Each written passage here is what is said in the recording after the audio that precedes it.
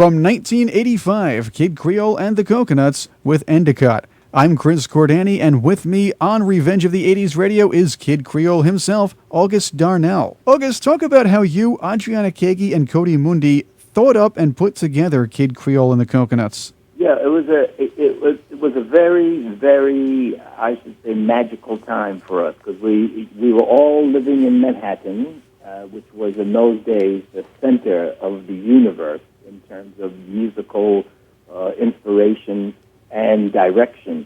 So what we did was we decided we were going to put something together that borrowed extensively from the Savannah Band, because we loved the Savannah Band. We loved the music that was created under the banner of Savannah Band. We still love the idea of 1940s retro look. So the look of Kid Creole was quite easy to accomplish. I wanted to do the same thing we had done with Savannah Band in terms of borrowing from the 40s in terms of orchestrations and horn arrangements and vocals.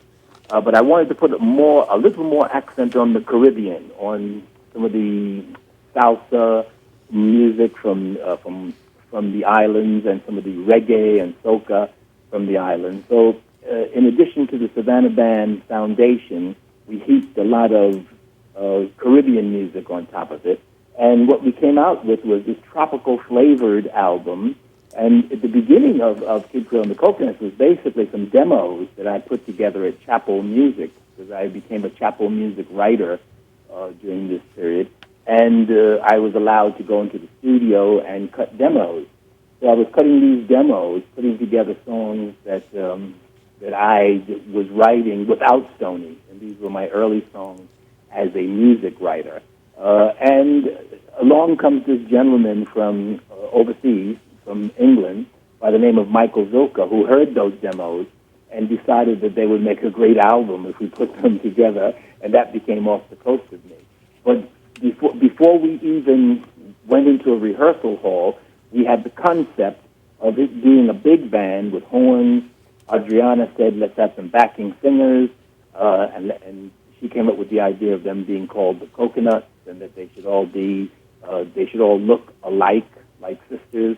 And Cody Mundi came up with the idea of flanking me on stage, and he being the comic foil, I being the straight guy, and the girls being the sex of it. So the formula was there even before we went into the studio to find the musicians. That's something that has to be brought up. The importance that you put in not only the music, but the showmanship behind the music, the live shows, the actual characters, Kid Creole, the Coconuts, Cody Mundi, the rest of the band. They all had their thing. Everything was moving at once. There was a lot more to watch than just a bunch of singers.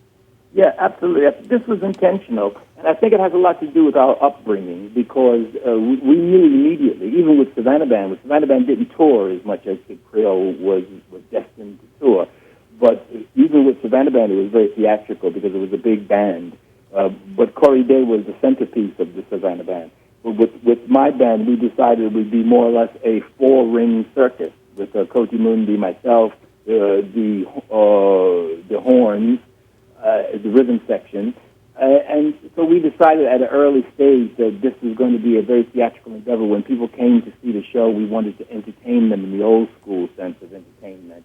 A lot of this has to do with, I must point out, being weaned on the cinema and loving theater and loving the productions that we used to see, the Busby Berkeley musicals and the, as I said before, the Rodgers and Hammerstein musicals and all those greater than great cast of thousands movies that we used to see. We wanted something big, we wanted something extravagant, but we also wanted to make sure there was humor involved and that it was a fun experience for the audience. And I think we accomplished that with the early band, because people would come to see the show because it was actually outrageous. So we got a reputation for being an outrageous band, and this worked in our favor. And the Kid Creole personality, that was a big one too. Talk about how you developed that character. That character allowed me to be ridiculous, because if anybody actually lived that way in reality, they would be frowned upon as an egotist and a person who actually was confusing reality with fiction. But with Kid Creole, I created an alter ego that allowed me to go to excess with a lot of the characteristics that I already had inside me. I've already spoken about the fact that the influence of the look came from Cab Calloway, because when I was a young man, my dad took me to the theater to the cinema to see this movie called Stormy Weather. And in Stormy Weather, Cab Calloway appeared in this extravagant zoot suit with a fedora and two-tone shoes. And I said right away, wow, that's the look I want to have. So I think I blame the cinema on a lot of what Kid Creole became. My heroes in those days, of course, Eddie G. Robinson and Clark Gable and John Garfield and Victor Mature and all these early 1940s actors. And I loved the swagger. I loved the way they talked. I loved the clothing. And I wanted to be like that. I emulated that. So the Kid Creole character is my cinematic creation. And I must point out, don't forget I majored in drama, so I was a frustrated actor. So I needed to create my own role in order to not be frustrated. And Kid Creole, to be quite honest, is merely a creation in order so that I could be an actor on stage. Another funny aspect to that was the back and forth with the Coconuts. They weren't just straight backup singers, and they weren't just very sexy backup singers. They would go back and forth with you as sort of a comic foil. Absolutely. They were like the Greek chorus. They were deadpan, very serious, and they cut the kid down to size. And the reason I did that was because if you had an egotistical character up front for an hour and a half of a concert, it becomes very tiresome, because every artist has an ego on stage. So, and as a matter of fact, what makes it important is the fact that the girls aren't buying his shtick. They're cutting him down to size repeatedly, and they're very deadpan, insouciant, and that became a gimmick for us, because in those days, background singers were all cheese, all teeth, all smiles, all Las Vegas, and we came along with this deadpan coconut look, and it caught on enormously in our early live shows. People loved the fact that the girls were, of course, they were incredibly sexy and scantily clad, but they had this incredible personality of cutting the kid down to size. So in a way, they also became the comic foil, too. Talk about the effort that you and the entire band put into planning, rehearsing, and performing your live shows. Yeah, this became, for us, this became a Herculean task that we knew we had to do. We wanted to be the best. So we'd go into the rehearsal studios, and we'd block out a month before a tour.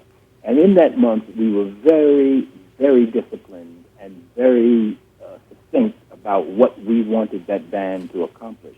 I had been an idol. I actually worshipped the James Brown live show. So I knew how tight a band could be, and I knew how disciplined it could be, but I knew it couldn't be accomplished overnight. It had to be, you had to have the right players, the right disciplined players, and also with the kind of music we were making, because the music was so varied and so eclectic, we had to have players who could be flexible, who could play jazz 1 minute and then play R&B the next, and play reggae and play soca and play country and western and play just about every genre known to mankind. And it took a long time for us to find the right players for this. Well, once we had those players, Koti Mundi would do all the arrangements, the horn arrangements in the early days, and we would come into the rehearsal studios and we would drill that band for hours at a time. I mean, we would work from 10 o'clock in the morning till 10 at night with a lunch break and a dinner break. But this went on for, like I said, 4 weeks before we hit the road. And as a result, the band became so tight that the early critics who saw the show would just admire us for how tight the band was. And then Adriana drilled the girls in the same fashion. She was the choreographer, and she put together the costumes for the girls, et cetera, and she would drill the girls in such a fashion, almost in a military fashion, to get the tight choreography that we got in the early days. And this is before the word choreography was even pronounced correctly in the music business. And Adriana was a wizard at this choreography at an early stage. And as a result, we became quite famous, even before the hit record, quite famous as an incredibly entertaining, tight, sophisticated band. Chris Cordani here. This is Revenge of the 80s Radio. Kid Creole himself, August Darnell, is my guest. August, I'm very curious. What is your favorite Kid Creole and the Coconuts song, and why? Whoa, that's a good question. I have so many favorites. They're like my babies. But the ones I love the most, I must admit, are the obscure ones, the ones that never really got the attention. And sometimes as a songwriter, you get disappointed because you love a song so much and it's not the one that the audience takes to. But I would say that if I had to be pressed right now at this moment, because you put me on the spot, I would say my favorite Kid Creole song is a song called The Love We Have, which is on the Tropical Gangsters album, but it was not a hit. The hits from the Tropical Gangsters album, obviously, were Annie, I'm Not Your Daddy, and Stool Pigeon, and I'm a Wonderful Thing. But my favorite one is a song called The Love We Have. I thought it was a great marriage of music and lyric. It had a nice tropical feel, and it was laid back, groovy. I thought I did a great vocal performance on it. But no one ever really mentions it. but it's my favorite. And Gina Gina was the one you used to sort of woo Adriana a bit. Yes, indeed. When I first met Adriana, her nickname was Gina, and we were joking because she told me that she had a boyfriend back in Switzerland, and he was a ski instructor. And of course, I had already fallen in love with her, and I knew that I had to do something to keep her in New York because she was just visiting when she first came over, and I knew she was going to return to Switzerland. So we went into the studio, and my partner, Ronnie Rogers, and I were messing around in the studio, and we came up with this hook, Gina Gina, he's just a ski instructor. And when she heard it, that was it. She just, at that point, I believe she said, there's no way I can go back to Switzerland now. And history was made. Yes, indeed. History was made in a delightful way, thanks to God. August, while you had a plethora of international success, Kid Creole and the Coconuts didn't seem to get fair radio airplay here in the U.S. Being in the business for a long time, I have my own theories about that. But what are yours? What are your thoughts on all that? I think that America is a huge country, and it's also a very, very disciplined, structured country in terms of the music scene. I had a lot of battles with the record companies in America because they wanted us to sound a certain way. They wanted the music to go in a certain direction. They wanted the albums to have certain songs that weren't actually in my scheme of things. So the battles continue, but I think that the whole notion of America and conquering America as a band is a very difficult thing, but I think that it really, most of it, I've thought about this for years, this question of why did it happen in Europe and not in America. And my honest answer to you is a question of luck, because with Savannah Band, we didn't try to conquer America. It just happened. And it just happened in such a quirky way, because Cherchez la Femme is not your everyday pop tune. It's a very complex musically written composition with some complex lyrics that are talking quite negatively about the female relationship with males.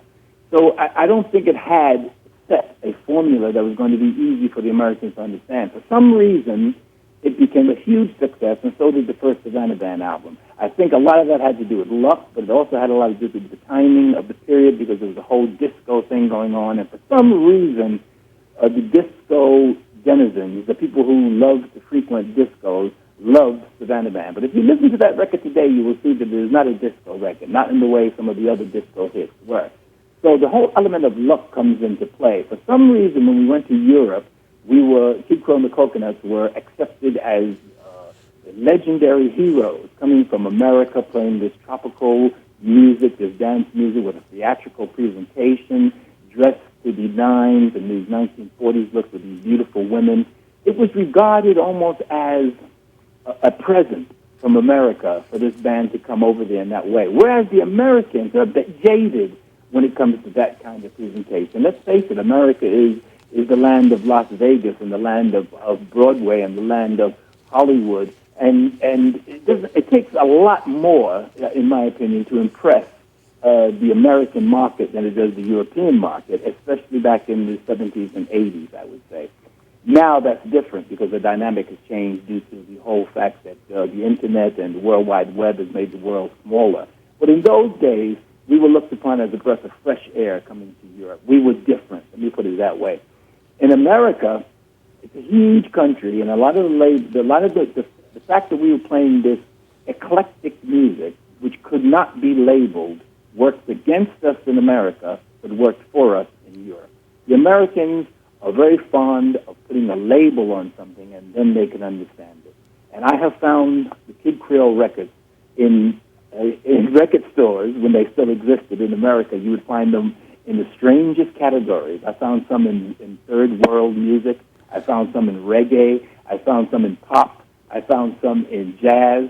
So, in other words, the American radio was confused by this eclectic blend of music and didn't know how to label it when they first received it. And I think that's what made us go to Europe. Now, I should also point out, had we stayed in America and fought the gallant fight in America, the way Savannah Band did, perhaps we would have gained success at a greater level in America. But what we did was we picked up and we went to Europe because that's where the money was. That's where the audiences were. And as a result, which is why I live in Europe now, as a result, we got stuck in Europe, and Europe became our playground.